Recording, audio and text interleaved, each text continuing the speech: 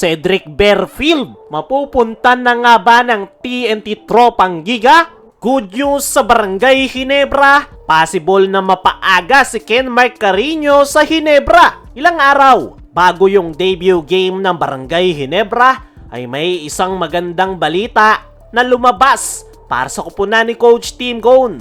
At yan ay tungkol sa kanilang bagong big man na si Kenmark Carino. Matatandaan na si Kenmark Carino ay nakuha ng Ginebra mula sa Terra Firma Jeep sa pamamagitan ng one-on-one trade kapalit ni Ben Adamos. Ayon sa mga naunang reports, inaasahan sana na bandang April pa makakabalik in action si Kenmark Carino matapos ang kanyang naging injury. Pero eto ang magandang balita mga chong, naiispatan si Kenmark Carino na sumasabay na sa drills at team practice ng Ginebra nitong mga nakalipas na araw. Ibig sabihin, mukhang mas mabilis ang kanyang recovery dahil expected nga ng lahat na April pa siya makapaglalaro. Malaking development ito para sa Ginebra, lalo na ngayong Commissioner's Cup. Alam naman natin na isa sa mga concern ngayon ng Ginebra ay ang laki ng mga imports ng ibang kupunan ngayong conference.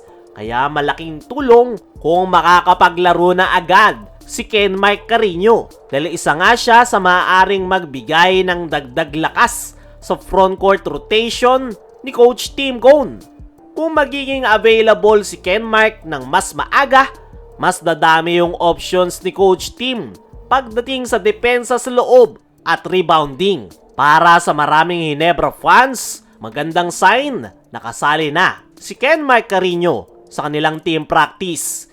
Ibig sabihin, posibleng okay na yung kanyang kondisyon matapos yung kanyang injury. The same time, unti-unti na siyang nag-a-adjust sa sistema ng Ginebra. Alam naman natin, hindi basta-basta yung sistema ni Coach Tim Cone dahil gumagamit nga siya ng triangle offense. Hindi nga yan basta-basta natututunan, kaya naman maganda na nagsisimula na si Kenmark Carino. Pero kahit na ganon, may isang bagay pa rin dapat tandaan ang Ginebra, na sana wag nilang madaliin ang pagbabalik ni Kenmark Carino dahil kung pipilitin agad at hindi pa talaga 100% ang kanyang katawan, mas malaking problema yung possible na mangyari.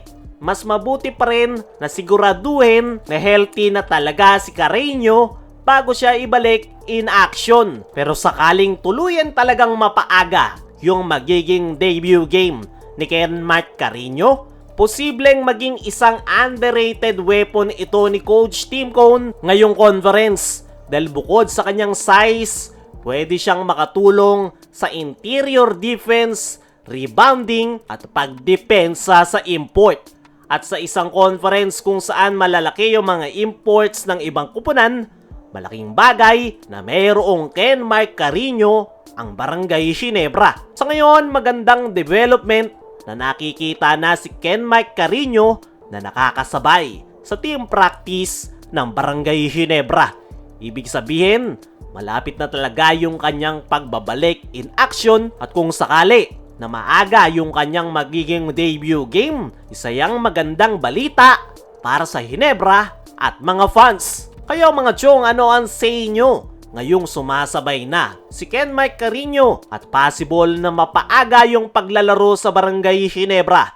I-comment mo lang dyan sa ibaba. Samantala, Cedric Berfield, mapupunta na nga ba ng TNT Tropang Giga? Ito nga si Cedric Berfield mga chong, ang isa sa pinakamahusay na batang player ngayon sa PBA.